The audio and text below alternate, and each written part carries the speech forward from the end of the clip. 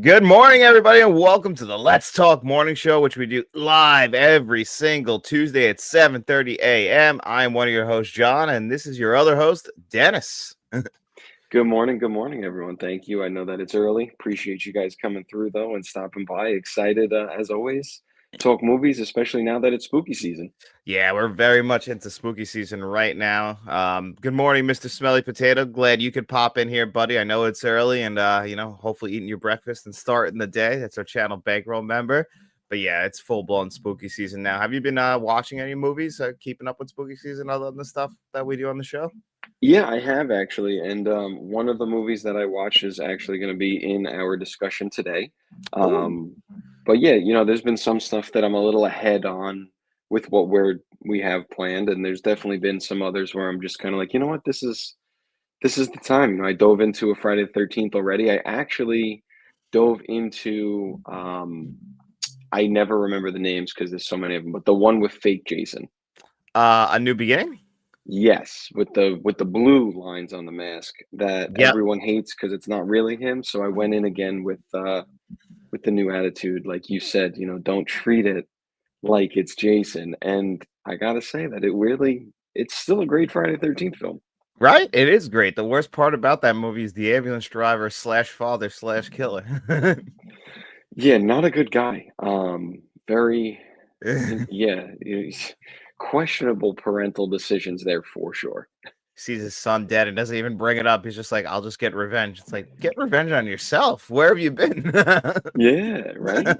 Also, side, on a different note, I had talked to a couple people who were really excited for Black Phone 2 because they saw the previews, but they never saw Black Phone 1.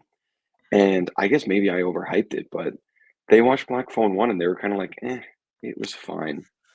Yeah, Black Phone One. I think I was like, I think I told you I was more expecting another thing than line with Sinister, and it was like, yeah, a little bit of a letdown compared to that. But I thought it was good. I love the cinematography. Definitely all in line to go see that. You were right though. It does look like they're trying to go the Nightmare on Elm Street route, and we haven't had anyone fill that void in a long time. So I'm actually excited for that. Yeah, and I think this will be the chance that they can meet that, like you said, the sinister route, go more because it's going to obviously be way more supernatural, which allows you to go that route because the combo of them two with Sinister killed it. And I think what's interesting and what has me kind of more hopeful for this one is Sinister One was so good. It was, in my opinion, the best horror movie of the last like 30 years. It was just incredible. It was very scary. It was shot really well, the whole thing. And it was so good that the sequel kind of was eh. Yeah. Then this one seems to be the reverse. Most people like the first one is fine. So maybe the way I keep looking at it, I say it all the time, is maybe it's like the Dark Knight trilogy. At first, people didn't really love Batman Begins because Dark Knight was so awesome. And then later, as the trilogy continued and time passed, they went back and were like, you know what, Batman Begins is actually a really good movie because it's the groundwork movie. I agree. You have to lay the guy. That's why I've always been somebody who's like usually a big fan of the first one and that not really necessarily the sequels as much. I always think the original's the best. That's the same thing with the Dark Knight trilogy too. But hey, this could be different. I mean, when it comes to franchises, I've said it before that like the Friday the 13th films get better as they go on, in my opinion, once they lean into what they are. You got to lay the groundwork though and find out about the killer mom, trying to just get revenge for what those goddamn sex loving camp counselors wanted to do and get her revenge. And then just a bad day to lose one's head. But we got to pick up where we left off. And, this time Jason's the killer. But eventually it just becomes this really fun horror franchise that you could just throw on any of them and watch like you. You could just throw on A New Beginning and just watch this really annoying kid get murdered by just this really angry kid. Yeah, and I think that's how it works in favor in that situation. And maybe Black Phone, it's almost like the first one lays the groundwork, and then you hit your stride, and you're like, we know what we are. Like you said, Friday the 13th kind of seemed to try to be serious the first couple go arounds, and then I think it was probably after three where they did all the cheesy 3D campy effects and everything, which I guess back then they weren't, obviously, but it seems like after that they were kind of like, all right, we know what we are. Like this is kind of a horror comedy. It's more of a campy kind of funny situation where people are just here to see Jason kill people. and they hit their stride, and then you pick up any of them. I think Nightmare on Elm Street is kind of the same, where you can almost, I mean, listen, obviously the first one, even and Dream Warriors, those are the 2 everyone says are the best, but you could almost pick up any Nightmare on Elm Street and be fine as well because Freddy is Freddy. He's gonna do Freddy stuff. Like, that's, he gets, like you said all the time, eventually he gets Looney Tunes levels of ridiculous, but that's kinda who he is. So I think that helps those series too. Like, the first one establishes who they are, so they moving forward can just make the movies they wanna make. Yep, as long as they're gonna make money, and usually in the horror genre, like if they don't really cost too much money to make, because you don't really necessarily have to pay for acting. In the Nightmare on Elm Street franchise, other than Robert Englund, there really weren't too many great actors throughout the entire thing. Even though, I mean, I guess you could say like what's his name, I always forget his name, who plays the sheriff, and then Heather Langenkamp. But I never really thought Heather Langenkamp was the greatest actress. I just thought she was good in the franchise as Nancy. Yeah, and it's funny. I think there really haven't been a lot of like the final girls in those series that have gone on. I mean, Jamie Lee Curtis to me is the big exception. She's obviously Yeah. a humongous Hollywood star. Everybody knows her, but you know, Heather from Nightmare, really just known for that. You have there's no such thing as a final girl in the Friday the 13th films. No one knows any of them because they're all different every movie. And then even in, same thing, Texas Chainsaw, there's not really anybody that you could, and even in Scream, like you have Neve Campbell, but I only know her from Scream. She had some the movie, what's the movie called? Wild Things. She's great in that too, but yeah, she's most famous for Scream. And again, she's not gonna win an Academy Award for that. Yeah, unfortunately, it is horror, so it's, if Yeah. anyone proved it, Jamie Lee Curtis proved that you're not going to win anything in your horror performances because she went on and I don't know if she's won or not, but she's very well respected in the acting community. She's gone into every genre you can imagine, played every role ever, but she started in horror where she really, you're not going to win any awards in the horror genre, unfortunately, but she proved you can if you're good enough and you break out of it. It's just not many people really get to. I feel like horror is one of those things where you're kind of typecast, and like that's why people are afraid to do them now, I think, because they're afraid they're going to get stuck being a horror actor.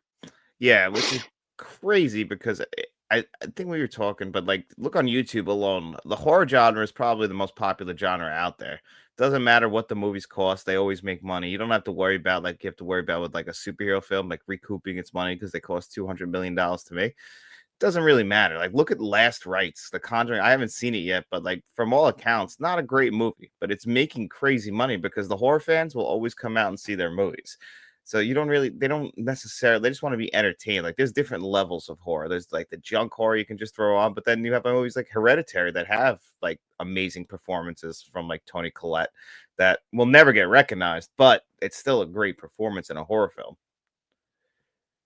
Yeah, I mean, that's the thing is they don't where it's funny because we're in New York, we're New York sports fans, and I feel like at this stage in the game, no matter what New York team you like, you you're used to disappointment. Every season you come in and you're like, all right, this is the Jets year, this is the Giants year, the Rangers, Islanders, Mets, Yankees, whatever it is.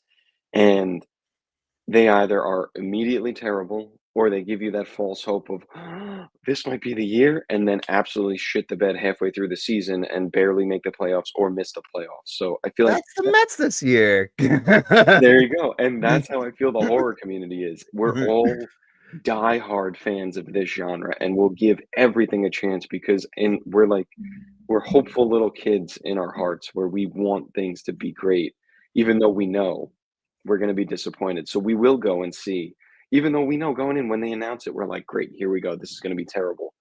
You're going to go see it because there's the tiny little bit of you inside that's like, God, I just hope this is the one that's great. There really is nothing better than when you find a movie, like maybe you just discover it. Like you've done this before. I don't know how many great horror movies you recommend to me that you just turned on Hulu. Like always forget the name of it, but it was such a good one. Last House on the Bayou. Like that was like a crazy, like no one talks about it still, which blows my mind because it's such a well-made horror movie. It's it's just sometimes they slip by too, but people don't even go out of their way to even look for them, which is a shame. I don't remember what movie. Oh, actually, speaking of Mr. Smelly Potato, not a horror movie, but a good example of a movie that just gets no recognition because it got no promotion is Man in Witch, The Dance of a Thousand Steps. It's a great little fantasy film. It's got Sean Aniston and Christopher Lloyd in it. Nobody talked about it last year when it came out. So, but horror movies, at least you can come out and I think people discover them more, at least on streaming services compared to like other genres. Yeah, I feel like they do, especially now, because right now Afternoon afternoon. ladies. Yeah, he's over there already in the afternoon enjoying his bread. We're just trying to wake up. Thanks, David. Mhm. Yeah, his day's half over. Ours is just Mhm. beginning. Yeah, no, I think that you're right though. Especially now with spooky season. If you go on any of the streaming services, Netflix literally has a section right now called Netflix and Kills. Hulu does Huluween. Peacock has something special too. Like every one of them, and it has everything. You go, you click on it, and it brings you to every single horror movie that's available. And for that, I think it's funny because like the older horror movies, like the really just off the rails ones, were more like straight to VHS, straight to DVD. I feel like now there's 90% of horror movies are straight to streaming, but they're Mhm. not straight to streaming in the sense that like they get a headline banner on the service. They literally they're buried. You need to hit like movies, browse by genre, horror, and then hit show all and search through every single one of them to find it because they don't really get the fanfare. They're just kind of dumped on there hoping you find them. Yeah, and I hate that they do things like that. People put their heart and soul in the movie, and then it's just like, I mean, Prime's the king of this. Like, okay, yeah, we'll buy the rights to your movie. Will you promote it? No, no, no, no, no, no, no. It's gonna end up on page 46, but don't worry, 7 or 8 people will find it.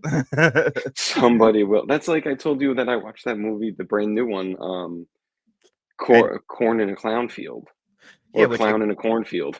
which again, the reviews are good, but yet every single soul who's seen the movie, including yourself, tells me it's a bad movie. So I'm like, well, why am I gonna go watch it then? Well, so that's the thing. I'm actually like I'm so into it that first of all, me and my friend, that's I said corn on a clown field because that's what he said once, and then we looked up the images of it, and it's hilarious. Like it's What the wrong. Like, it's a piece of corn surrounded by clowns, Are you which serious? would probably would have been way cooler. I'll have to send you the picture that he found of it. Um, but clown in a cornfield, I rented it on Amazon for $25 or something. Because again, it's one of those things like horror movie fan, it's newer. It had some pretty, some decent start. No one humongous, but people I recognize in it. So I was like, you know what? I'm gonna give this a shot. But it was one of those things like I would never have found it if it wasn't for me just kind of scrolling through and I saw this little one of the little brick icons on the TV had it. And I was like, oh, what the hell is that? So that's the thing with horror. And to address, David's questions, you think it's becoming mainstream? I kind of do. I think I agree. it, it's one of those things that's like, and because it's becoming mainstream, it's becoming very gatekeepery. Where it's like, it's one of those things. There's definitely that audience who's like, I liked it before it's cool, versus the people who like it because it's cool. And I think there's a lot of butting heads there where I think I fall in the middle where it's like, yeah, I've been watching my whole life, but like to me, the more people who like it, the better, because the more money hopefully it gets and the more attention it gets, so the more films we get. Yeah, that's the thing. Is like if as long as they make money, we'll get more of them. But horror movies don't really need to clear a huge hurdle. But this year, they've actually been making money. Even the ones that didn't do so well at the box office, they still like made enough money to like justify it. Like movies like Superman, all the talk was like, are they going to make enough money? But horror movies. But you're also right with the gatekeeping thing. That's just something we're going to get into today with film in general. That's actually one of our main topics we were going to talk about. I guess we can talk about a little bit before we get into the horror list. Is you know your taste in film. And I feel like people like will hold certain films in regard, like The Godfather, for example, because I know what you said Son of a about that a bitch. couple weeks ago and not liking it. But it's almost like as a film fan, you're expected to like A, B, C, and D. And even in the horror genre, like you're expected to like Halloween, even though Halloween very much is a seasonal holiday film. And I wouldn't say it's John Carpenter's best film or has like the best acting in it, but it became a classic because of the genre it started And it's perfect for the holiday. Like, there's not many films that fit the Halloween holiday there's like that and like Trick or Treat that just and then of course the greatest Halloween film, Halloween 3. Yes. But that's a perfect example of it, right? Where obviously we joke around a lot. When I said I don't like The Godfather, it was haha, how could you, whatever, and it's joking around. Same thing when we first started talking and you were like, I don't like Jaws. And I was like, how could you? Oh my God, but I think the important thing is at the end of the day, we're breaking each other's chops, but Yeah.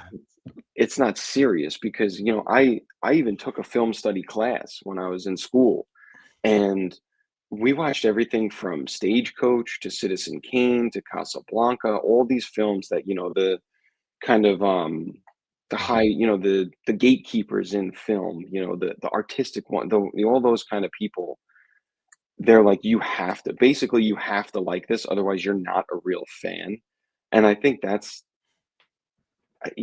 like telling a cook, like, you have to like fish, otherwise you're not a cook.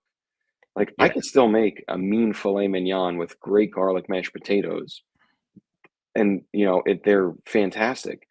I don't eat fish. Does that mean that my steak tastes like shit because I don't eat fish? No, it just means that I don't like it, and that's the same thing with movies. Like, I watched Stagecoach, it was fine, but I'm not gonna go back to it regularly. That doesn't mean that I hate it. It doesn't mean that I'm like an idiot and know nothing about film. That I think the thing that's important is to remember, like, everyone goes into it differently. Even you and I, when we talk about movies, I'm talking about the plot and if it holds my entertainment, like if it holds my attention, if it's entertaining. And you dive into the cinematography, the lighting, the sound, even with the 4K reviews, how's the Atmos track, everything like that. That doesn't mean that one of us is, it doesn't mean that I'm an idiot or, I don't love, you know, film. You know what I mean? Yeah. That's what it is. People, then David's absolutely right about, like, the Halloween fans will come after you. I think we said it in our video coming out on a couple days about the Evil Dead. The Evil Dead fans will come after you. But like, look at the internet right now, just to go back to Superman. Look how people were fighting over Zack Snyder's Superman versus James Gunn's Superman. Like, which one's better? It's like, you guys could just have them both, because you're not going to stop the release of them. So I don't know what you're actually thinking. Like, you can sign petitions all you want, they're gonna put out the film. So you can pretend like, oh well, that one's bad, this one's good. It's stupid. Like, you can not like one and like one. Like, for Halloween, there's 3 of them that just have the name Halloween. I like the original Halloween, but the Rob Zombie's Halloween, which I know you like and a lot of people like, I do not care for. Yeah, and that's the thing. They're all different. It's just like, yeah, Well, same as the Smelly Potato. That's right. It was a well-made movie, but the story didn't interest me as much as I would have liked. And that's the point, and and I and that's understand that. exactly, and that's the way the conversation should be. The thing is that, like, so people will say that movie is an absolute dumpster fire and I hate it, and then someone will say that's a masterpiece and you're an absolute idiot. There's Mhm. no in the middle. Like, that comment is perfect. Yeah, you Well-made could just movie, didn't hold my interest. that's where we have to come, is like the respect thing. It's like, I had a few weeks ago my top 25 movies of all time list. There was a person like commenting on mine, then going on other people's lists and commenting and telling them they're wrong. It's like, it's literally their favorite movies. You can't be wrong with your favorite movies, because that's 110% your opinion. So you're trying to act like you're a smarter film fan over somebody because you might like just 23 foreign films, and like they all of a sudden get this like perspective, like, well, I've seen all these types of movies, so I know more than you. Well, it's impossible to see every movie, so you might know more in that area. It's like when I talk about horror, like I'll usually defer to, like, when it comes to like foreign horror films, like Frank from Frank's Medium Reviews, because I might not have as much knowledge on like Giallo films, but hey, he does. So like, you go talk low, he'll give you some recommendations that I can't. I mean, I think that's fine. I don't think we all have to be 100% experts in every genre and love every genre. It's impossible. Yeah, and I think too, it's funny that people kind of, what David say? I'm watching a series very hard to the moment because of the Halloween John Carpenter, because anything Halloween of John Carpenter is polishing top. Yeah. Yeah, I know. That's the thing with Halloween. It's always going to, when you come around this season, it's always going to be at near the top of the list, even though I think The Thing is a better movie. Yeah, well, the thing has my favorite actor of all time. Higher than Poltergeist for 1982. That's a little bit crazy, even though I think I would put them in the top 3 as far as horror that year. I mean, listen, but see, and that's the thing, like, we can have this discussion and it's fine, but I do think there's some I think the thing is, it's like it's almost like people come into the genre and they just kinda look and they say, "This is what everyone else likes, so this is what we're gonna push," and it's like you almost have to be afraid to not push the other movies, like, we were talking about The Evil Dead, and I was like, "Gotta be honest with you, dude, I think my opinion is gonna upset some people who are gatekeeping the Evil Dead franchise because I might not feel the same way," and that's kind of what spurred this conversation is, between that and not liking The Godfather, I feel like people are coming, gonna come after me for my taste, but I think it's funny because people kind of forget that, I think rom-coms are a great example, right? If you dare say that you like a rom-com, you are absolutely ruined in the film section. Like people will say, you don't even know what a good movie is. How can you like a rom-com? They're the lowest hanging fruit. They're the worst. Guess what all the horror movies that we love today were when they first came out? They were Oh, the low-hanging fruit that people said were lowbrow, they were not even entertaining, they were a torture porn, they were terrible, they were ruining society. So, horror was the original rom-com where people were absolutely pissed that they were coming out and didn't think they were real movies, and now people all of a sudden love yeah, exactly. You're them. so right because Rod Siskel and Ebert in the '80s when they were making their show, they absolutely hated any time a Friday the 13th movie would come out. They would review them badly just because they felt like you said low hanging fruit, just these like torture porn kinds of movies, just watching people getting killed. There's no, nuance to them. They're just like kind of these one and done films, but they don't really take into account that those movies are very entertaining and they serve a purpose as well. Maybe they don't scratch that artistic itch, but they scratch a different kind of itch. Like last night, I watched two movies last night. I watched Judgment Night because I'm doing a show with David, and then I watched a Robert Altman film, which Robert Altman on the Criterion Channel, like these very like artistic kinds of films, not for everybody, but I enjoy them. But I also wouldn't expect everybody to go in there and expect them to enjoy them. Like people will say, "Oh, Robert Altman's one of the best," but maybe to a certain circle he is, but not to everybody. Yeah, and I think that's what's important, right? I think people forget that it's art, right? And the Mhm. saying is art is subjective. And this is when we first talked about it off camera. I said it's like the Mona Lisa. There are people who look at the Mona Lisa and say it's the most beautiful woman painted in the world. Others will say she's the ugliest thing they've ever seen. Others will say, I don't know, it looks fine.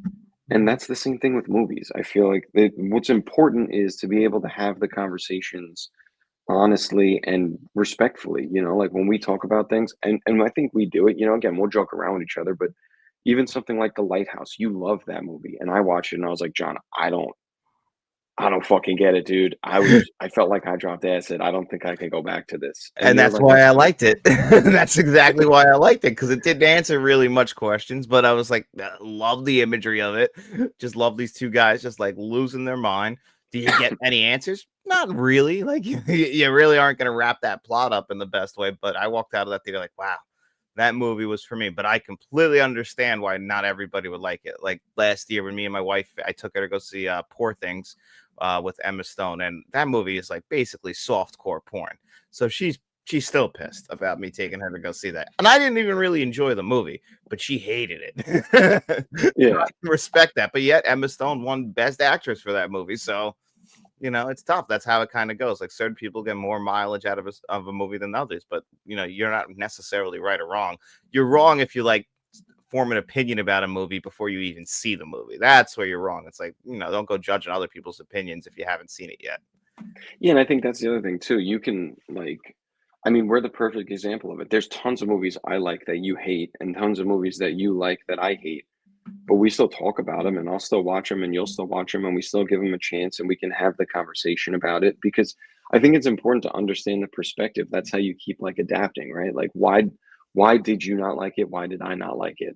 And that helps shape where we go, like, and I think that's the whole reason that this conversation happened is because of the Evil Dead original versus remake conversation we had, which will come out soon. And I mentioned, I was like, dude, the gatekeepers in the horror community, it's game over. Like this, we're gonna get a lot of heat for this, but it shouldn't be that way, because at the end of the day, I can respect something as a classic film, but also not like it. Like I can respect Citizen Kane for everything that it stands for, Does not mean that it makes my top 5 of all time. It does not mean that it's in my regular rotation to watch, but that also doesn't diminish what it is, you know? It's just me personally, not a huge fan of it, like, it's just not my cup of tea. Same thing with The Godfather. If I was given The Godfather and Goodfellas to watch, I'd go Goodfellas every time. Doesn't mean that I think Godfather is a dumpster fire, doesn't mean I think anyone who likes it is wrong. It's just me personally, I don't go back to it. You out of line a little bit yourself. You insulted him a little bit. I would always pick I would always pick Goodfellas over The Godfather too, but I also think Goodfellas is like one of the top 10 best films ever made. So it's not really fair, even though I absolutely love The Godfather. And I'm one of those people who does love Citizen Kane, but I also can recognize why it's doesn't necessarily appeal to everybody now because it's an older film. The plot of the movie is like kind of been done better in other movies, but I liked seeing where all these films took from, so I could always go back and I like to watch Citizen Kane, believe it or not, on like a snow day. Uh, Oh, the black and white, the early part of the movie where he's outside playing with his sleigh. I just love all that stuff. But I can see why people might not like it and be like, oh, it hasn't aged that gracefully. But it's also funny when you go look at like the top 10 movies of all time list, and like every critic will have the same one. It almost makes you feel like that they feel negatively like a going against the grain or how it'll present them to the world. When really it's like when I look at that, I'm like, you guys are just all copying each other and you're not even letting your opinion, because like nothing's stopping you from liking other critics or other channels or anything like that. You could just like them all and like get their opinions and see how they match up to your own personal opinion. That's fine too.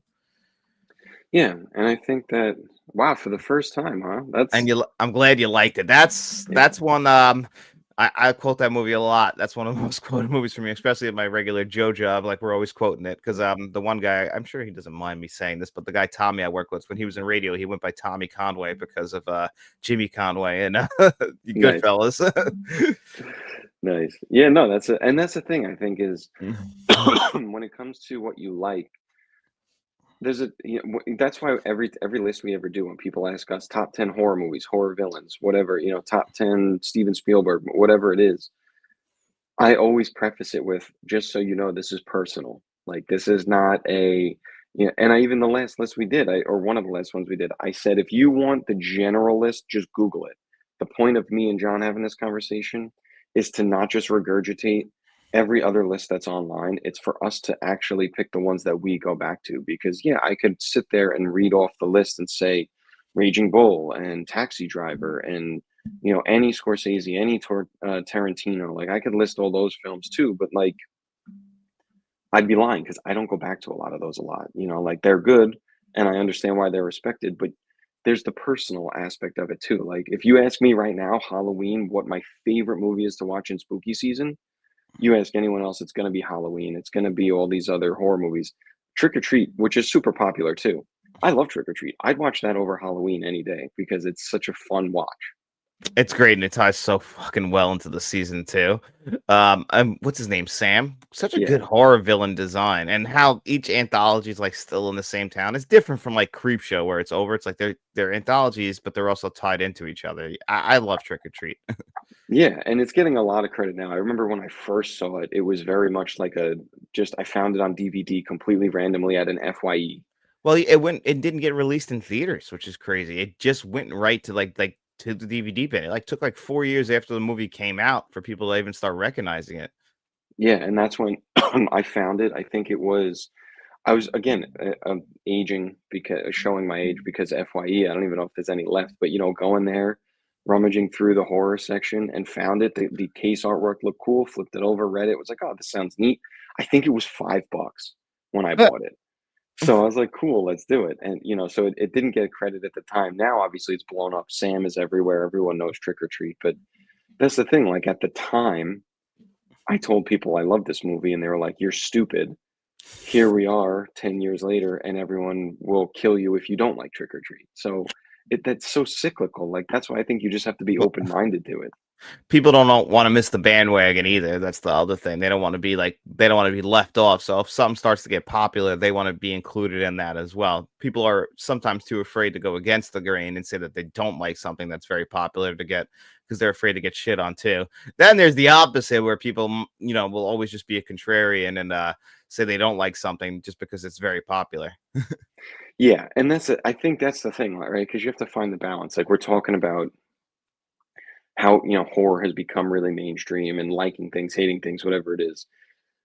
Like I can say that I'm pretty cliche too, because we spoke about like best movies. Like I don't remember if it was from the 90s, early to whatever it was, and like 8 of my 10 were Steven Spielberg movies. Most people would pick, all of his movies because he's a phenomenal director.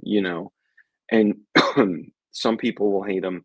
I think the thing is more so like people pick one lane and make it their total identity, and they will literally fight you if you are wrong. Where I think we have to find that middle ground like we have here, where it's like David can say Jaws 4 is the best in the series, and I'll be like, you're kind of crazy. But I'll talk to him about it. I'll watch the movie again. I'll give it a shot, like, and it's a very respected, same, like, if we don't like a film, we have the respect to be like, I get that. I mean, I don't agree. I think it's amazing, but I could see why you're not a fan. And I Yeah. think that's what we've lost is the ability to just have a conversation where it's like, well, agree to disagree. It's like, no, one of us is right and one of us is wrong. And I'm going to show you why you're wrong.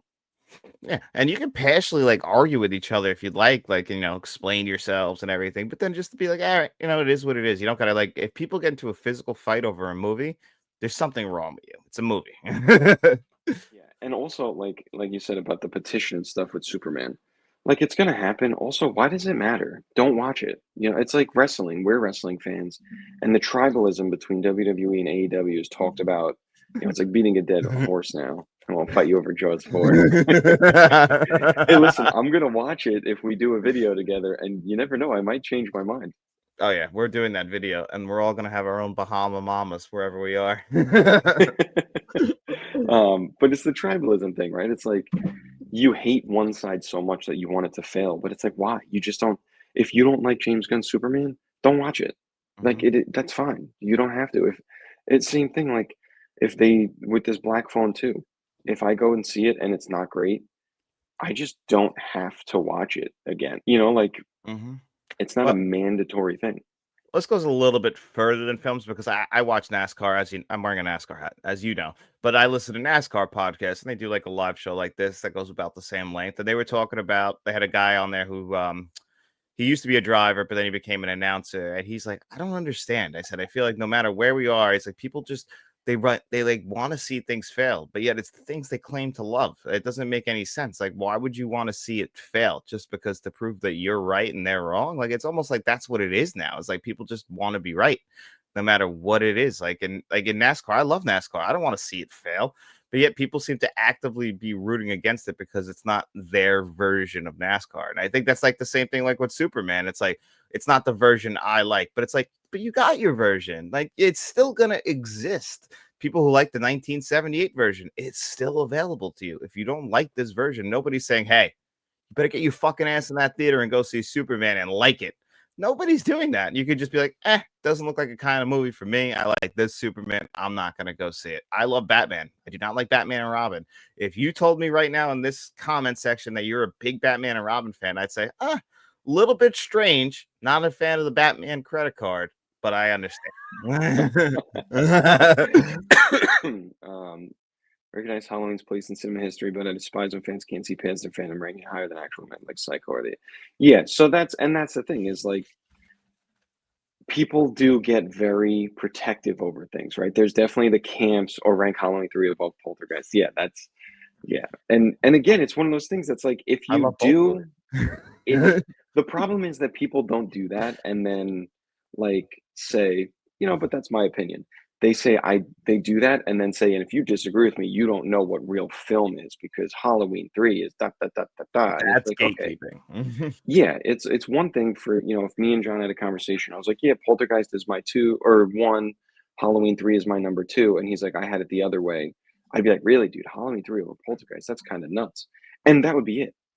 But Hmm. other people will like murder you for that. And it's like, and to your But point too, David, how is that true? Or are they being like, are they just trying to contradict everyone to be funny? Or are they just fanboying out for Halloween? with no regard for whatever else came, like, and that's where it's kind of that slippery slope of like, you have to understand and respect film for what it is. If your personal taste is that you like Halloween 3 more than Poltergeist, that's fine. But if you're going to put them like, how much did they draw at the box office? How much, what effect they had on society? What effect they had on film? What effect they had on careers? You know, you can't fight the facts on that. That Poltergeist is superior. You know, so it. That's why I think it's more the respect and the being able to give and take in a conversation that's missing. Hmm. Where, you know, like you said about being forced into a Superman, forced into what it's like, you're not. You don't have to go. You don't have to like it. You don't have to be a fan of it. It's fine to look at something and say, that's not for me. I'm glad other people are enjoying it. Because at the end of the day, you have to look at it as that's those actors' jobs, that's that writer's job, the director's job, the cameraman, the lighting director, the producers, that like there are people's jobs that go into movies. I think we've dehumanized all of this stuff to be like, no, no, no, it should fail, and I don't care who fails with it. At the end of the day, it's people's jobs and livelihoods on the line to make these movies too.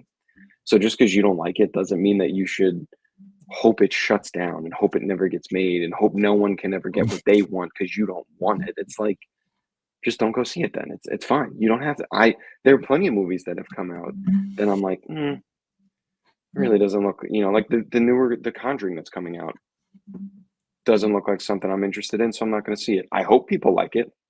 Doesn't sound like people are, but I hope there's someone out there who enjoys it. Yeah, and on the bright side, it's making money, which is good for the entire industry. Like, you know, unfortunately, if things don't make money, the entire industry fails.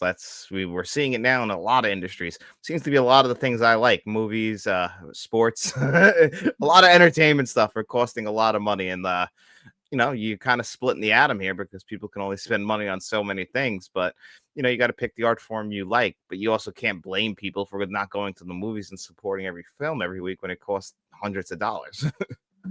Yeah, and I think Be a live action cartoon, but the animated show at the time was better written. Yeah, that Batman the Animated Series is one of the best forms of Batman ever. I think Mark Hamill's Joker is one of the greatest out there, and I still watch that show all the time. I'll throw on an episode or two before bed, and it's one of the best written Batman movies. But yeah, Batman and Robin is 100% a cartoon movie if you watch that movie. But I'd also be lying to you if I said that when I walked out of the theater in 1997 as a young child.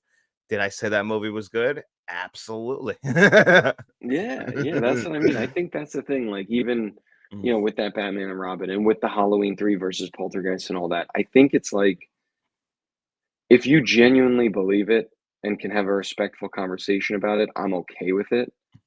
But if you're just doing it because that's like what the gatekeepers are saying, it's it's like, all right, I don't I don't know that I can trust your judgment on this. You know, if you would have to ask more questions of that person. Like, okay, well, how about Halloween versus The Thing?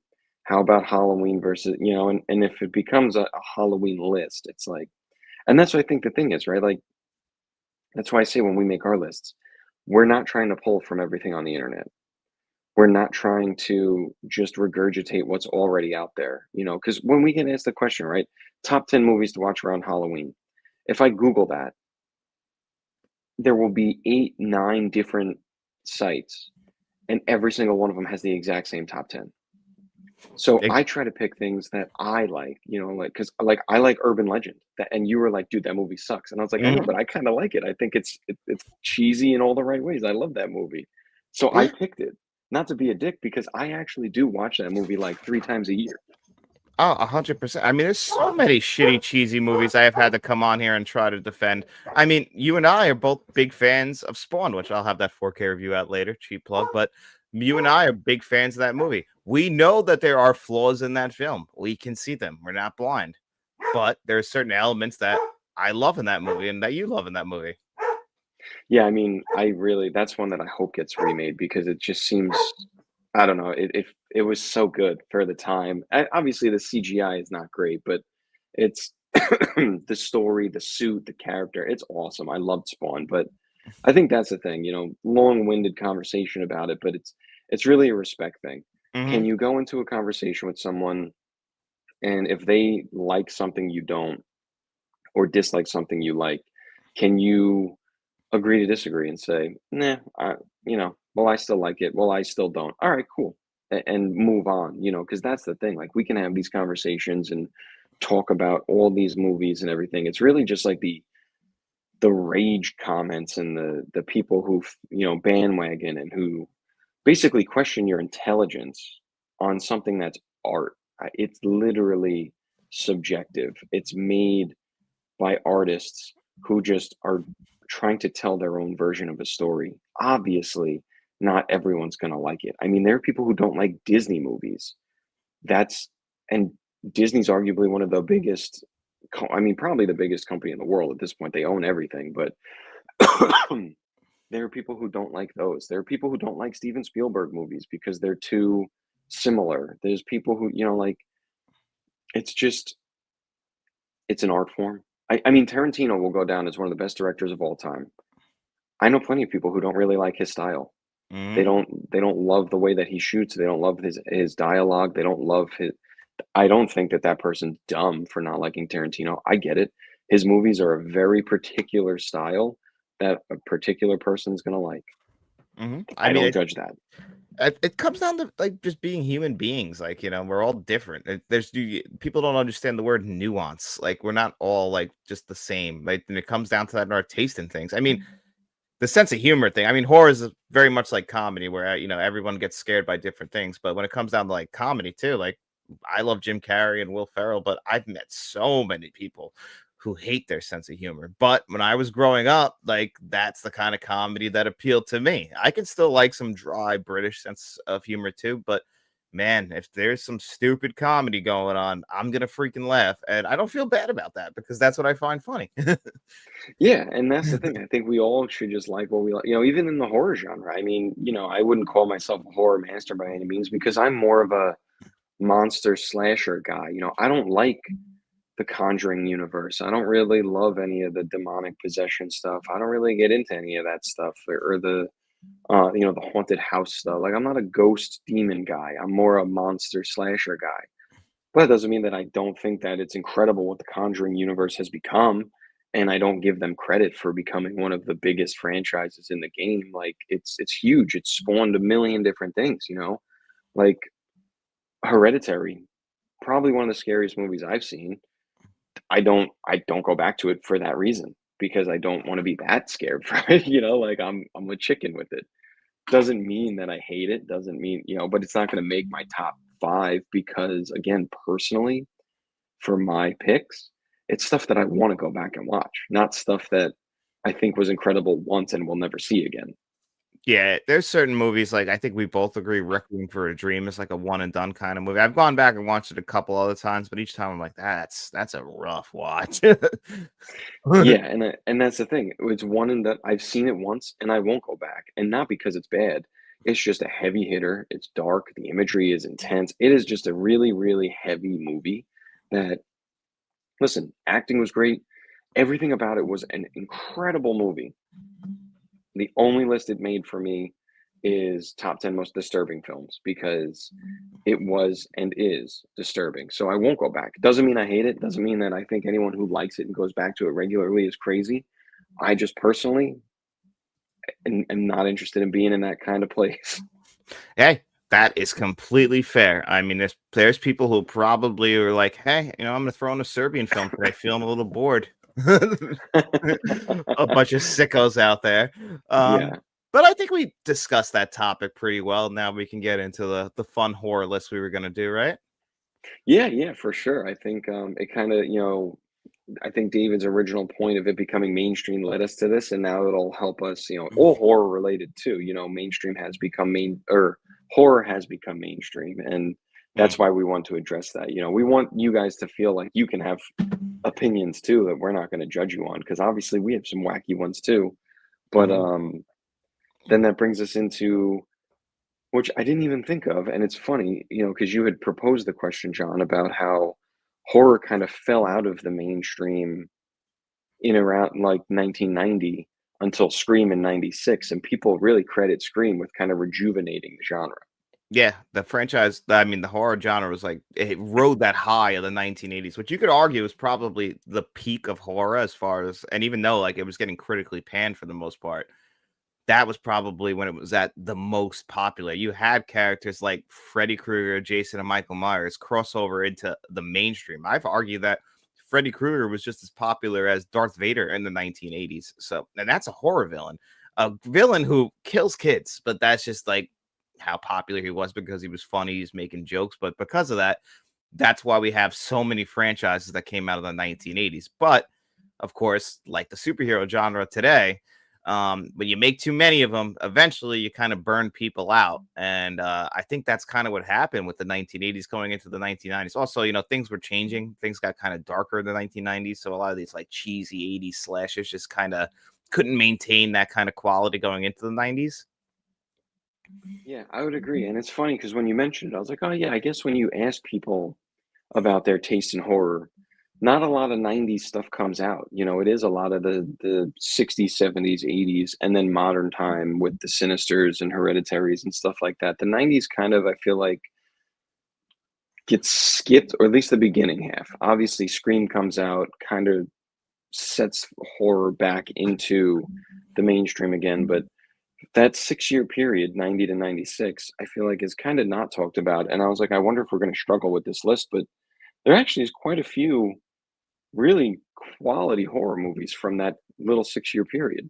Yeah, and I made a list of like 10 films on it, but I know that we're just gonna kind of go back and forth and discuss these films. That's our whole thing that we're gonna do here. So if you guys are wondering, you guys feel free in the chat to like jump in here with us too and throw in some ones that we've missed. So that's the whole thing. We're gonna be going back and forth and just not really like ranking or punting like we do at our other top 10 list. This is just more like a conversation. Yeah. So the first one I actually did put on was one that, again, I'm admitting a cardinal sin in horror. I have not seen until last week was the first time I ever saw this movie, and that is Misery. Misery. Yeah, Misery is a great movie too. I love Misery. Yeah, I had never seen it. To be honest, the only reason I even knew about it was Family Guy when they did it when Brian and Stewie were playing these parts. I love that. And she does Stewie's playing the Annie Wilkes because they always make him the female. Yeah. And so that's how I knew this movie, but saw that it was on, Netflix or whatever it was. I was like, you know what? I feel like when we did our horror villains, David mentioned Annie Wilkes in the comments, and I was like, you know what? I should give this a shot. It's really good. I enjoyed it. I think that it's done in such a well, like in such a good way that you never really get bored. There's no downtime. Even in the moments that he's alone in the house, it feels very tense. And she is just perfect in this psycho role. It is so well performed by her. The things she gets upset with about how he's writing about people cursing in the book, and she's losing her mind about it. The really dark part, dude. Her face when she's like, "I bought this gun and I have 2 bullets for it," and like that whole thing. She is so serious. It's so heavy. She definitely steals the show in this one. I know, and how she get the fact that like she's got a gun, she hobbles this guy, but like she won't curse. She uses like like those little fake curse words to like get around it, or she gets like offended by cursing is so funny. Meanwhile, she's literally kidnapped a person. So her mind is just like completely warped to reality because she's essentially just living her life through these books now, which I guess is the point of the movie they're trying to make is like crazy fandom. Yeah, and I mean, the one scene that stands out to me too is when that poor sheriff dude, when he gets Uh, blown away. this poor guy, he had no reason for that. He was just trying to solve a crime. Oh my god, and he opens that door and that shotgun blast through the chest. Oh god, he just ruined him. It was but there's so much more to it, but again, just because I know we have a lot to discuss. This was a first time watch for me, and it will be in the rotation for it's very well done. Yeah, well, I feel like in the early 1990s there was kind of this like line between like thriller and horror because like I feel like is that a horror movie directly or is that a thriller movie? A lot like a movie that came out I think it might even been the same year or around the same year, but like The Silence of the Lambs. Like I would say that like people have been fighting like for years. Is that a thriller or is that a horror film? Yeah, it's funny, that one's on my list too. I think that you're right. This is kind of the generation of the horror thriller combo where some of these are primarily thriller movies with horror elements. Like this one to me is more thriller because it's, like a crime kind of, it's a crime, it's a detective, really, a detective movie, but it definitely has horror elements because you can't deny, first of all, Hannibal Lecter, absolutely a horror character. That guy is a serial killer. His portrayal is terrifying. And then even the scenes like when the girl gets abducted by Buffalo Bill, the night vision scene, like those are very horror based scenes. Oh yeah. So I think that it is, you're right, it crosses that line of the combo. What'd you say? I'm sorry. No, I just said it crosses into the combination line of horror and thriller. Oh, I thought you were gonna say something more. My bad. No, no, no, you're I good. was I was getting a little caught up thinking about Buffalo Bill dancing the little horses. I'm sorry. Yeah, it's a good scene. It's a Classic. great scene. I do that often. You fuck me. I'd fuck me. Oh god. Yeah, no, Everyone but brings this up Hannibal Lecter, but Buffalo Bill is an iconic character as well, man. And the lines he's banging out, like they're so funny, but they're so scary too, because it's like this guy, he's off the walls. yeah, I mean, even with the girl in the well, it puts the lotion in the basket. That's a classic. But even that's a horror scene. I mean, you can't Uh, deny that's a scary movie scene. It puts the lotion in the basket and gets the hose again. Exactly. And I can't so I wait. would agree. I'm actually gonna get a well made and lock you down there. To be honest. Oh, I'm never coming over again. Well, this one is another one. Like, is this one? I think floats more thriller, but it was like on some list that I was looking at for. I was like, I don't know if Seven's a horror film. What do you think? It's funny. I think it's in the same kind of vein as Silence of the Lambs, where it's obviously um, a detective movie. It's got some elements, though. I mean, I guess it depends on what you consider horror elements, because obviously all the crime scenes are pretty horrific. Um, and it's shot in a very dark horror manner, I think, is what kind of lends itself into that genre. But I think maybe that's why this kind of period of time doesn't get a lot of attention because there are not a lot of straightforward horror movies. No, that's probably exactly what it is. Because when I was trying to look for straightforward horror movies, there really wasn't a lot. So it's like they kind of were abandoning the horror genre, then kind of shifting more towards thriller. Trying to think like what else was like really popular in the early 1990s. Like even comedy wasn't huge. I mean, Disney movies were doing pretty well like at that time, I guess. Yeah, I guess that was probably what it was, right? Because I don't know the years of them, but by the time we were born, you had, Little Mermaid, Lion King, um, all those kind of movies were full blown everywhere, at least for us because we were kids. Um, so I can't think, aside from, I have a couple on my list that are straightforward horror, but it was difficult because most are thriller. What's a straightforward horror one you have on your list? I would say, well, I put it. Oh my god, I didn't put it on my list, but that's a great one. Yeah, that's a straightforward horror one too, and that's one that was a mini series, which still blows my mind. The first time I ever watched it, because obviously we weren't around in 1990, was on ABC Family. Right? As that's not a family movie. That's dismantling some families. Yeah, it sure is. Yeah, but that was one of the first ones that I found was it. You bastard! I actually put that one on my list too, but we'll get there. Yeah, we'll get there. Talk about it before we get to a classic like Jason Goes to Hell. Yeah, no. So I picked it because to me, it's one of the only ones pre-Scream in the '90s that is straight up. It follows the same thing. We have what is essentially a slasher following kids and kidnapping and killing kids, and obviously he's super iconic. Pennywise is up there with the rest of them in terms of an iconic horror character. And again, it is just a horror movie. It's not a thriller in any way. This is a horror movie.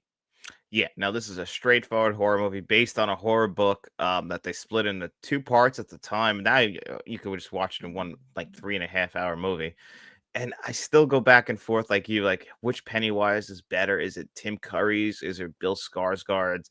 I don't know. They're both so great, and they're both in their films because obviously this is like what the book is based on. Is like it takes place in the 80s, but they flash back to the 50s when they were growing up, and that's when he was tormenting this town that time. Yeah, and I think when we talked about it, I think last week, maybe the week before, we mentioned that it's one of the only slasher films that got the main villain right both times. They Mhm. missed the mark a lot of times with casting these things and recasting, especially in remakes, but both Pennywises, I think, are unbelievable in their respective films. So I don't know if I pick a favorite, honestly. I think they're for the movies that they're in, they're perfect. Adult Georgie, and not Adult Georgie, Oh what's his yeah. name? Adult Billy, like with his ponytail and the freaking Jeffrey Dahmer glasses, man. You were making some choices, and I just don't know if they were the right ones. That does not hold up very well. Yeah, I mean, I never said the kids casting was great or the adult casting. Pennywise was perfect. Yeah, there's some weird choices in there from actors that you don't even see anymore. One guy was the guy from Night Court, recently passed away, R.I.P. Sadly, and John Ritter's John Ritter. Yeah. But yeah, that was one of them. And then I mean, obviously we have the absolute nightmare that you love, which is Jason Goes to Hell. Yeah, one of the best Friday the 13th films. Slowly moving up my list. It's like right now it's settling into like number 2 or 3, honestly, after rewatching it. I can't even. So you like this one, and you don't like Jason Takes a Ferry to Manhattan. Don't like Jason Takes a Ferry to Manhattan. I would put Jason Goes to Hell over Friday the 13th Part 1, Part 2, Jason X. I'd put it above a lot of them. Jason Goes to Hell is a lot of fun. He's just body swapping, just shape shifting, doing the whole thing. Worm going through human to human. Love it. I love what they did with this movie. Does it make any sense? Absolutely not. But that's what makes it fun. Yeah, you know what though? I'm realizing too. You also like. I think how much of this movie is you liking Duke? I love Duke. Makes no sense. I mean, he says some weird shit in this movie. Like when he's talking about, I always forget that he's like talking about the kid, like in a like weird way. I'm like, that's a little bit like sexual deviant kind of stuff here. I mean, I know you hunt down Jason, but a little weird. Yeah, he's an odd character. I mean, listen. At the end of the day, it's still Friday the 13th, so I'll give it a shot. But definitely falls pretty low on my list just because of the whole body swapping worm thing. It's an odd one, dude. What's weird about this one is like the original director plays a huge part in like making this movie. Like he produced it, he tapped like he knew the director of this movie from like when he was a little kid. He was like best friends with his son's friend. So like with his son rather. So like he grew up like in his house and everything, and he like tapped him to make his first movie. And I think maybe that's where a lot of the flaws are. Yeah, I mean that does make sense. Um, it it shows it feels like a first time director film. It does. And I don't know what if you went on to do a little bit more than this or not. Even like with the director's cut, I don't think it necessarily. If you don't like this movie, it's not going to get better for you. But if you like this movie, this is one where I definitely like I'll put in the entertaining category because it's I mean, come on, the setup of the movie is so ridiculous. Like they're fully aware of all the Jason tropes. Like we have to set this trap up in a cabin with a young woman and like, oh my god, we don't know where Jason like a dog. Like they set a treat for a dog. So if Jason's he's just such an animal, he'll come there and they'll set him up and they'll have to fire every single bullet that the FBI has available into him. Yeah, and listen, the only reason I can't really say much is because you mentioned another one I like that's Jason X in the series, which I know people dunk on too. So I'm all right with this one being here. I put it on the list just to talk about. I knew you'd put it too because you love it. It is one I'm gonna have to go back to because, to be honest, this is the least revisited one in the franchise for me.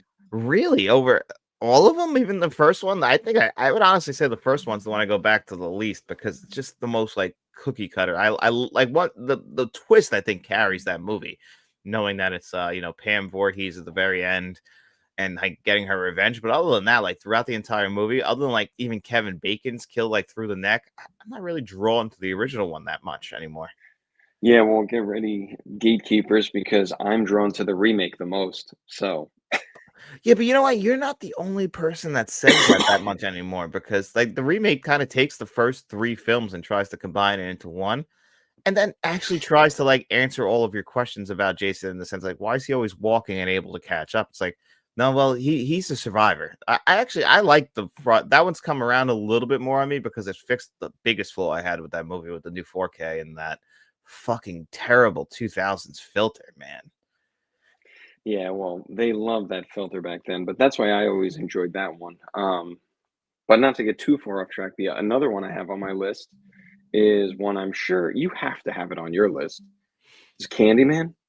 Candyman was the first one I put on my list because that's literally my favorite horror movie of all time. So All right. I had like, and it's crazy because when I was thinking about it, I'm like, it's funny that my favorite horror film of all time came out of this, and it shows you how much like atmosphere means to me because this feels like, look at the coat he's wearing, I'd buy that. Like, it feels like a very autumn film in Chicago. I like that. I like supernatural stuff. Like another one of my favorite. Like this will show you my top 3 horror films of all time. Should give you a perfect example of my horror taste. Are Candyman, The Ring, the remake, the 2002, the American one, and Poltergeist. Like, so I like supernatural stuff more than I like straightforward slasher. Yeah, well, and that's why I almost didn't pick it because I knew you'd pick it, because I know that it's your all-time fave and, in your top 3, like you said, but I feel like it's one that weirdly, even though it got a remake and everything, it's not I feel like it's not talked about a lot. It's kind of he's sort of pushed down the list in terms of where Candyman lies in the grand scheme of things with the Freddy, the Jason, Leatherface, Michael, and all them.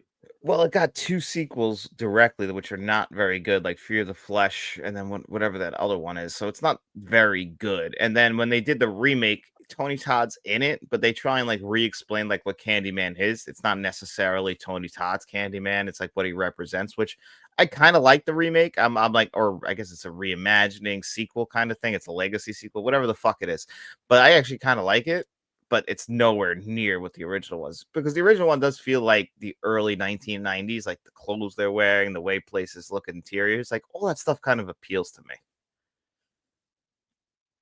Yeah, and I guess maybe that's it's just weird because how many of these franchises that we talk about around this time of year have quality movies throughout the entirety of the series? I mean, the Halloween one to me is the one that comes up the most in terms of how bad it gets after the second one. I mean, the third one doesn't involve Michael, and then 4 through the rest of them, it's a steep downhill decline on those, but Michael is still iconic.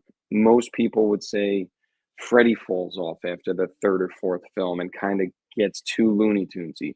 He's still iconic. Jason, we talk about he's probably the most consistent because none of his films are connected, but still iconic. Leatherface, everyone knows Leatherface. How many people do you think have actually seen Texas Chainsaw 2, 3, and whatever the other ones are? That's a good point. I mean, that franchise is probably the most convoluted franchise of them all. I'm still like not sure on the exact timeline that we're supposed to understand with the Texas Chainsaw Massacre films because there's so many of them. So many have gotten reboots. But the thing is with that is it has the original, which is a classic, and people really do enjoy the 2000s ones. Yeah, it almost feels like Candyman came out at the wrong time. If it Hmm. came out in 5 years earlier in the middle of the '80s, we'd probably be talking about him a lot more as one of the most iconic, villains in horror history.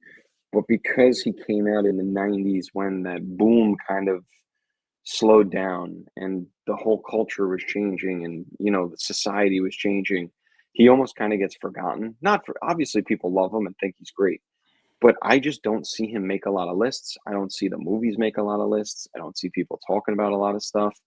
And it's, one of those, it's a shame that he gets lost in the shuffle of the '90s because I think he comes out in '88. He's probably top 5 all time on everybody's list. Yeah, that's the thing. He came out like in that dark time of horror. A lot of movies kind of just got buried because of that. Obviously, Candyman was going to get buried because of that, but people recognize now. And R.I.P. Tony Todd. He was fortunate enough to have this, and obviously he popped around in other movies, but a lot of people also recognize him as Death in the Final Destination movies. So he's always got that iconic voice. Yeah, which, good for him. Happy for him that he got all that stuff. And, he's the most iconic part in Final Destination too, explaining the whole series. He's very memorable, again, with his voice and, his calm and cool demeanor. He's very, very memorable in those movies too. So I just think, again, a movie that should get a lot more love and praise than it does. No, I'm right there with you. And speaking of which, you kind of brought up how the Nightmare on Elm Street franchise fell off. But do you like Wes Craven's New Nightmare? It's funny because that is actually on my list. Okay. I always said that this is like the prelude to Scream. Like this is like Wes Craven trying out everything he was going to do in Scream, but with like Freddy Krueger, and like so he's like getting ready to like save horror with this movie. Yeah, I do. I think that this one deserves a lot of credit because I think you're right. This was almost like the test subject. He was like, "All right, I have this idea to make something that's super meta and really just makes fun of all the tropes and everything. Before I dive in, let me see if it works." And he used Freddy because obviously that's his baby, it's his child. He created him. And I don't know. I think people kind of are hit or miss on this one, but I think if you go back to it, it's a really good movie. It is. It is. I'll admit the first time I saw this because I was watching at my point in my life, I had all the Nightmare on Elm Street films had been out except for like the remake, obviously. So when I went and watched them, I'm not aware of what like New Nightmare is. I'm not aware that it's this meta horror film kind of in the vein of Scream. So I just got done watching Freddy's Dead, and I'm gonna pop in the VHS now for a New Nightmare, and I'm like, what the fuck is this? I'm like, he's not funny anymore. And I'm like, that's the whole point of the movie, but I wasn't like really into it. And then as time goes on, you're like, okay, I get what they were going for with this movie. Now I can appreciate it a lot more. Like, what if Freddy was real and like the way that he was portrayed in the films was the wrong way. Now they want to get back to that scary form of him. It makes sense. It's just I didn't love it when I first saw it. Yeah, and I think he's one that it's tricky because again, it's really it is an actor. You have the Michaels and Jasons and all them, and it's really more just like a stunt man behind a mask. So, even though people do get kind of bandwagoning about that too, like Kane Hodder is Jason and all that stuff, it's really, really easy to replace those guys. It's really difficult to replace Robert Englund as Freddy because, as we saw with the remake, he made Freddy what it is because he's acting it. Like he has to talk. He has to have certain like physical movements and he carried himself in that way to make Freddy iconic. So I think that this was probably shocking to a lot of people because you got used to how many movies were before this in the Nightmare on Elm Street 6, series? I believe.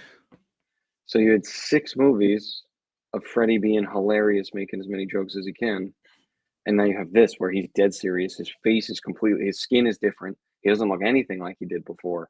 And he's super scary, super serious, no jokes. He's very much here to kill.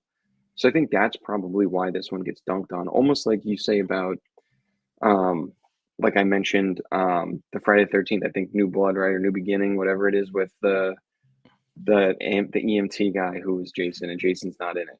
That's funny you said that's literally the two titles I get mixed up with all the time. New Blood and A New Beginning. I'm like, they had to put new in two fucking titles. It's gonna throw me off forever. I think I got Yeah, it down pat now. yeah. But I think that's the thing. Like at the time, people don't revisit it because they already know, like it's not Jason and this isn't Freddy. But I think if you go into it understanding what it is, like we said, it's a prelude to Scream.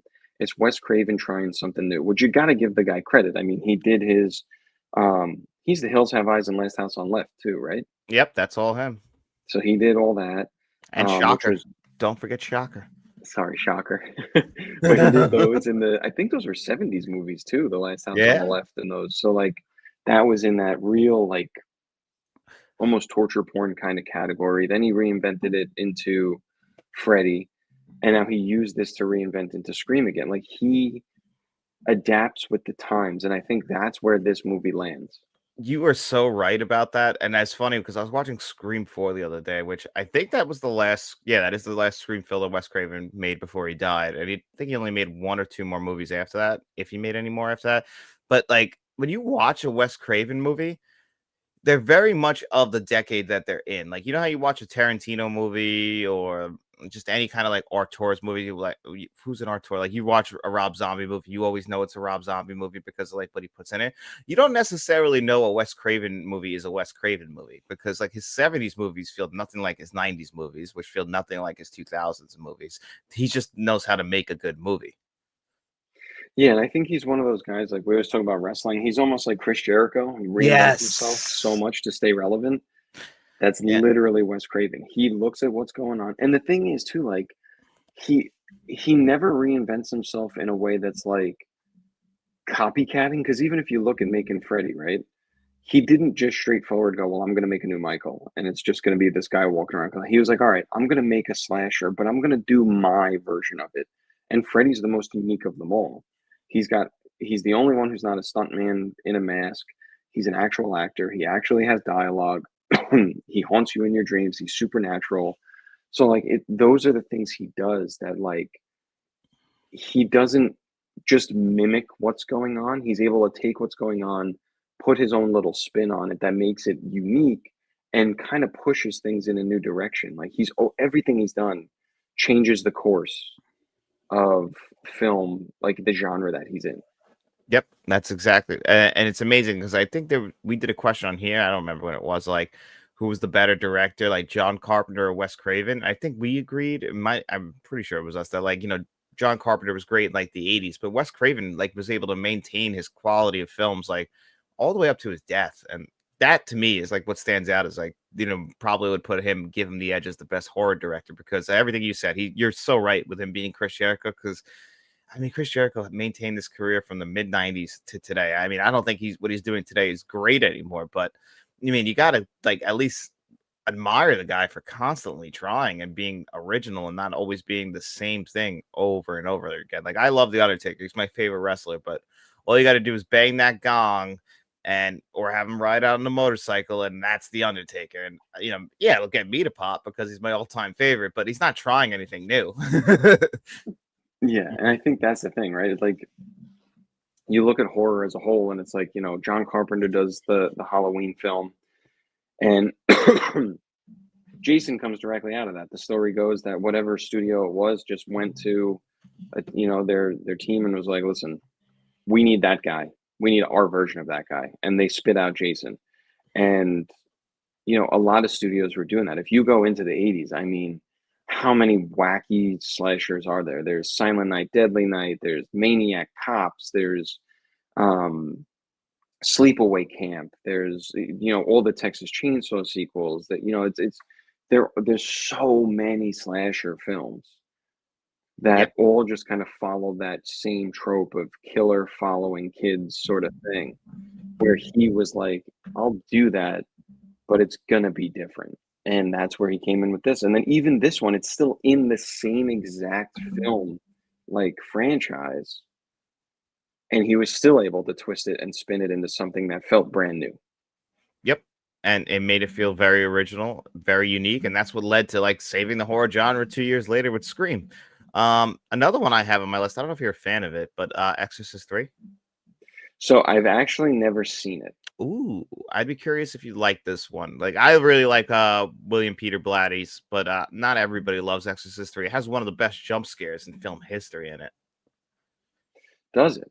This is really, it's called The Exorcist 3, but this is really The Exorcist 2 because it's really about everything that happened from The Exorcist, and they ignore everything that happened in The Exorcist 2 because it was such a shit show. But why I like it's the cop from the original one now. Somehow they replaced the actor, and it's George C. Scott now, and it's been all these years. But the guy was like a senior citizen in the original one, 15 years before or 16 years before, and he's still on the job 16 years later. It's my biggest flaw with the movie. Yeah. I'm like, he's long dead. I remember you talking actually, because we were talking about like horror movie franchises and sequels and stuff like that. And I remember you mentioning too that Psycho, you actually like the other films and you feel like they're good because they do carry on. And this one, I remember you saying if you're gonna watch them, you watch the first, and the third, you don't watch the second. Never watch the second. The only time you ever watch the second is if you're suffering from insomnia and you need to go to sleep. Don't worry about getting sleeping medication. Just turn on The Heretic. There you go. Yeah, and it's funny too because that's another one that I feel like it falls in that same kind of vein as like Psycho, where the first one's such a classic that I feel like most people either don't know about sequels or just don't even care that there are. They never go and visit them. That's exactly what it is. I feel like the first one just overpowers the franchise so much that like they still make Exorcist films. They had one come out a couple of years ago, and I mean, nobody saw it. They even tried to bring back, I think they brought back Alan Burstyn from the original. So it's that is something with the horror genre that I hate that they do that they do today. Is like they always trying to reboot these franchises and make legacy sequels out of them. I mean, I think Scream 5 made fun of that, how that's like the new thing, and like naming them like The Exorcist or Halloween, instead of like actually trying to do something original. But this is a franchise like they'll still keep trying because of the name of the original, but they only got it right with the sequels once. Yeah, and that's a shame because I just it feels like horror as we talk about all these movies from the 90s. It feels like, as everyone kind of knows, horror is like the bastard stepchild of Hollywood, where they know that we as film fans and as fans of the horror genre will, take the abuse, spend the money to see the film just because we're excited and hopeful, but they don't care to actually make it something good. They don't care to give us the film that we've been dreaming of, that we thought should be. They're just like, slap the title on it. People are going to spend money on it. They don't care. That's it. That's all they feel like they could spend a little bit of money. It's going to turn a profit for them. Maybe not the world's biggest profit, but they'll make money on it. They don't have to market it very well because they know that the horror fans, regardless, will come out and see it. And, Last Rites proves that. Like, oh, look at the movies that have made money this year. It's like mostly horror films.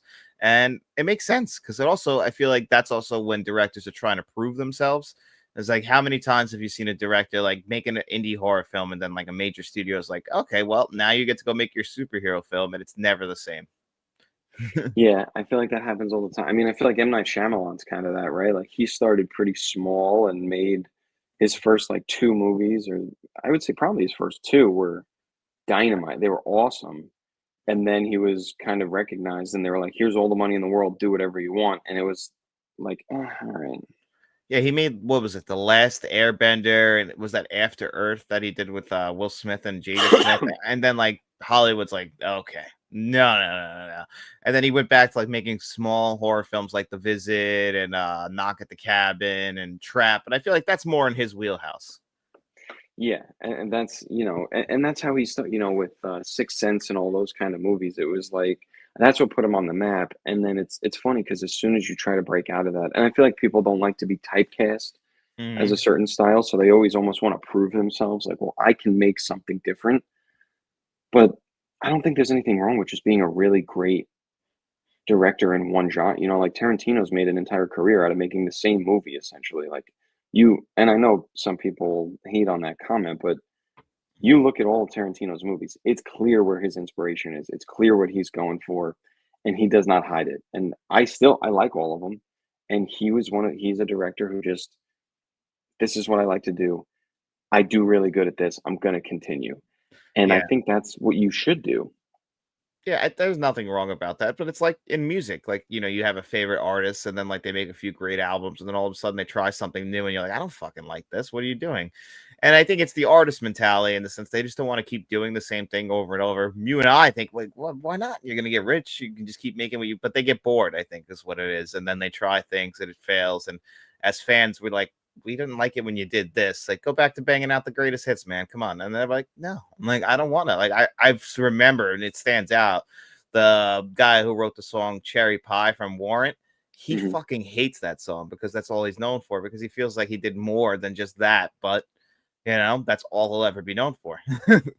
Yeah, I guess, to me, it's easy to speak on the outside because we don't have it. But to me, like, if we on this channel had one of our, like the original versus remake segment blows up and all of a sudden we're getting, 500,000 views on every single one we do. And the channel basically becomes exclusively original versus remake, and we're on panels and doing shit like that. I don't feel like there'll ever be a time where I'll get tired of people asking us our opinions on that. Like to Yeah. me, like the reason we started doing original versus remake or flashback films or even this morning show is because we like to have those discussions and we Hmm. want to continue to have them. So if we're fortunate enough to have that blow up into something big enough that we can make a career out of doing it, I don't feel like I'd ever have any ill will towards it or get bored of it because it's like we started it because we wanted to do it. Exactly. And that was like kind of the whole thing, and like why this channel's not necessarily like run like a business, because then you kind of lose the fun of it all. Like just being able to talk with each other, like me and you, like, we can probably put out something that maybe would get more views right away, but then you kind of lose who you are, and I don't know. I don't want to do that. Yeah, I think that's, they say, if you love what you do, you never work a day in your life. And I think both of us, the ironic part about us doing this is neither one of us are social media people. So you're right. We could, if we've learned TikTok algorithms and Instagram reels and all that stuff, we probably could If it wasn't grow for this more than we channel, are. I'm this close to deleting everything. Well, I'm I, just leaving it all on YouTube. I know you don't, but there's still people who message me on Instagram and like Facebook and stuff like that, and I'm like, I have to leave it there for that. But then I open the app and I see what's going on. I'm like, I want to take this phone and just throw it over the fence. yeah, that's why I don't, dude. I don't even do YouTube shorts anymore. Like I am strictly long form content where I have channels I follow that if it's minimum 20-minute long videos that I watch. I don't do any of the short form stuff. I don't do any of the social media stuff and that because I like to be engaged in stuff. I'm not a flash in the pan kind of quick flick kind of guy. I want it to be more meaningful than that and that's what I hope we do here for the people that we talk to all the viewers who comment on our videos, who send us questions, who send us top 10 lists. I want it to be that community of just let's have fun, let's unplug and converse with each other and not which this is we're not judging anyone based on what they like, what they don't like. It's we're here to talk movies, very lighthearted stuff. Yeah, exactly. Safe space. We like to have some fun around here. The only time I ever look at like reels and stuff or shorts like that is honestly Family Guy related because I haven't been able to like keep up on the show for years, but they still put out stuff that's hysterical. Yeah, no, I agree. I do. I love a good Family Guy clip here and there. It's it's good lighthearted fun, but You brought up the um Mets earlier, and like I always think of like every time the baseball season starts, when Stewie's at the Mets game, and it's like, and there's the first pitch, and the season's over. yeah, I mean, that's being a New York sports fan. I think it's funny too, like you either have the Mets who for the most part are just bad, or you have the Yankees who are great until it matters. That's all Hmm. New York. You're either horrible or great until you need to be great, and then they're terrible again. Well, you're the hockey fan, so I'm sure you know that like the Islanders are just gonna suck, but the Rangers will like find a way to squeak in and then just let you down. Yeah, I listen. A couple years ago, they literally won the President's Trophy for best team in the league, and I think they got eliminated first round of the playoffs. Well, hockey's the toughest one with that. If you get hot at the right time, you can like literally go on a run. You just got to squeak in. Yeah, Yeah. yeah, no doubt. But yeah, I think that was a good question. I like that one about the '90s to Scream, and I think I'd be curious actually to have a conversation about maybe after Scream, like 2000. I feel like between like 2000 and 2010, there was also a little bit of a lull where it was kind of like the shitty remakes that you talk about with the green tint on them, but not a lot of original stuff coming out. Well, that's another conversation we can have on one of these live shows is about like the best horror movies from 2000 to like 2009 because I personally am somebody who usually shits on those kinds of horror movies. Like that's usually where I go because of those awful filters that they wanted to put over so many horror films. But they're fixing them like Arrow Video, like they're doing that work trying to make them look a lot better. They sure made Friday the 13th 09 look a lot better. That was always my biggest flaw with that movie was like this ugly brown filter that they put over it. Just I'm like they're trying to be like what Texas Chainsaw Massacre was. And like but the Ring did it the best, that blue green filter in my opinion.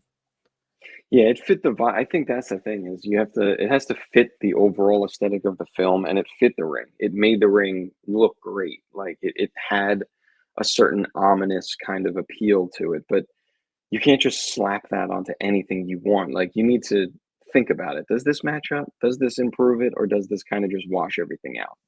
Yeah, exactly. This is gonna fix it or is it gonna actually make like sometimes the filter, like it's a part of the film, so I get that. Like maybe some and probably some people do like it. I'd be interested to find out if certain people feel a certain way about those kinds of filters, if it doesn't bother them that much. They grew up in like the digital age where that's fine because there's plenty of people who I mean, even you've disagreed with me. Like I like those like really shitty 70s and 80s horror effects, but some people absolutely hate them.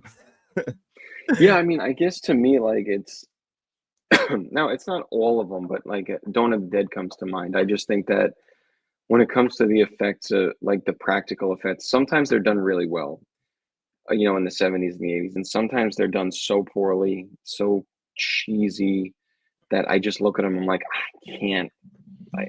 This is bad. So I think it depends on the quality of it, honestly. But I do think you're right. Like that tinting thing that's a weird choice. And CGI, I think when it first came out, it's funny because like I think it was Jurassic Park that Steven Spielberg said, "I don't want to use it if we don't have to." That's what And it he That's what it go is. ahead. He didn't want to like. I think I was talking to David about that. Like they were going to use stop motion effects, and like it was. He said Steven Spielberg said it was the best he'd ever seen. That these are the best stop motion effects. They were going to be like world changing. And then he said they showed him the CGI images, and he's like, I had to trash it. I had to throw them out because Yeah, it was that much better. yeah. And so that's the thing is like if you don't have to, if you can do it, then just do it practically. It's so bizarre to me that there's still movies that come out that like they don't understand that practical just always looks better. It always looks better, and I don't even know if it's not understanding or if it's a money thing. If they just spend so much, it would cost so much to do the practical thing that they're just not interested in doing it. But I think practical always improves. We talk about Spawn all the time. I love Spawn, and his suit and everything looks incredible in that movie. But those CGI minions in hell look absolutely horrible. Yeah, no, it looks absolutely atrocious. The CGI. And I'm just rewatching it. I'm like, huh, it still looks really bad. But that's because, believe it or not, I'm just doing the research for that Spawn video. That guy was a special effects genius, apparently, and it's crazy. That's like some of the actors were talking about how, he didn't really know how to direct a movie, but he knew how to like what he wanted with the special effects. The problem is that they were cutting edge in 1997, 2025, very bad. Yeah, well, that tracks because, like I said, the suit that he wears in that movie looks incredible. It looks wet. It looks like it's his skin. The effect of his mask shutting over his face or coming off of his face, done absolutely incredibly. It's just a lot of the other stuff that's like, I don't know, dude, you missed this a little bit. Yeah, like when the Violator's like kind of like melting into the ground towards the end, like that's a really cool effect. But then when he Hmm. flies in with this fucking big red cape, and it's like that's PS1 graphics. Yeah. Not even PS2. We haven't escalated there yet, but PS1. Yeah. Yeah. So it's funny. I think the practical stuff's always better in that sense. Yeah, I agree with you on that one. And that's always the route to go. So we'll see how maybe that's one we'll pencil in for like another couple weeks. We do have some questions from you guys still that we're going to do for like main headlines, but this is what we're going to be kind of doing because it gives us some time to like cover a couple other subjects. Yeah, for sure. I know it's a little early, but I think we're just about wrapped up, and I have a couple minutes I could sign on to work if that's all right for you. And But love yeah, to get some more questions though. yeah, definitely. Like, yeah, you could sign on to work. And like, what do you mean get some more for the upcoming weeks? Yes. Yeah, if you guys could leave some in the comments, that would be great for some up. We have like 3 or 4 main topics we're going to do, but we want to do this every week for spooky season. We'll put that 2000 to 2009 on there as well. So you got to get out of here. If it's all right, yeah, I see my work computer blowing up a little bit. Perfect. I mean, I got a pretty busy day myself, guys. So we're gonna do the giveaway, and then I'm gonna get out of here too. So we'll wrap up and just make sure you guys come back every single Tuesday at 7:30 a.m. Eastern time. I know it's early, but as we see it after 8 o'clock, the numbers start to go up. So we just bullshit in the beginning, and then we get into the main topics. But then, of course, on Thursday, you can see our next original versus remake with The Evil Dead. Dennis will be there. But Dennis, I will see you next week, buddy. Absolutely. Thank you guys as always. I hope you all have a great day. See you, man. All right, guys, let's do the digital code giveaway real quick as well. And I'll show you the codes after we find out our winners and explain the whole thing. Let's shuffle this one up and we'll just spin it twice. And also, guys, in less than 1 hour, the Spawn 4K Blu-ray review will be up. So if you're somebody who's interested in the film Spawn, you'll get that 4K Blu-ray review at 10 a.m. Plenty of 4K reviews coming out this week. The Tron, Scroll, those are all coming up as well. Let's see. The Artilles, I believe that's your first win as well. So congratulations. We're going to remove you. Spin one more time. And if you are one of the lucky winners, the best way to reach out to me is my email address, letstalkent etmt@gmail.com, and you're just going to let me know which of the digital codes you want. As long as the other winner doesn't get it, it's all yours. And what is that? The Physical Collector of Blue? I think that's 2 weeks in a row for you, so we'll remove that. I don't have these digital codes yet for Tron, Tron Legacy, or Kroll, but those are the 4Ks. Those are the ones that are going to be coming out this week. I got to see if there's something actually wrong with the chat because it doesn't look like it's been working correctly for a while. I'm going to have to look into that. Let me see. It doesn't say. It says comments are on, so I'm not sure why this is having an issue. Tags, I don't know. Says it. Says they're on. Comments, recording date, none. Yeah, I'm very confused. Comments on. All right. Maybe it's just an issue this morning. YouTube has had a lot of issues lately, which is very strange. I've been getting a lot of error messages sent to me and like fixing things. So hopefully it's just something along those lines. But again, reach out to me and let's talk entmt@gmail.com. Let me know which of the digital codes you want. Again, these I don't have yet, but I will have those within the next couple of days. So if you want those, I'll send them when I get them over. And then obviously we have some other digital codes. Like all of these are still available as well. Actually, that's not true. The Equalizer is not available. And then on this one, Signs was taken, but everything else that you see is still available too. Actually, not Shaun of the Dead. So there are plenty digital codes available. But anyway, guys, that's going to do it for us on the Let's Talk Morning Show. There will be another live show tomorrow at 6:45 p.m. Eastern. Let's Talk Physical Media. We can get into some more movie stuff then as well. I hope you guys all enjoy your day and have a good one.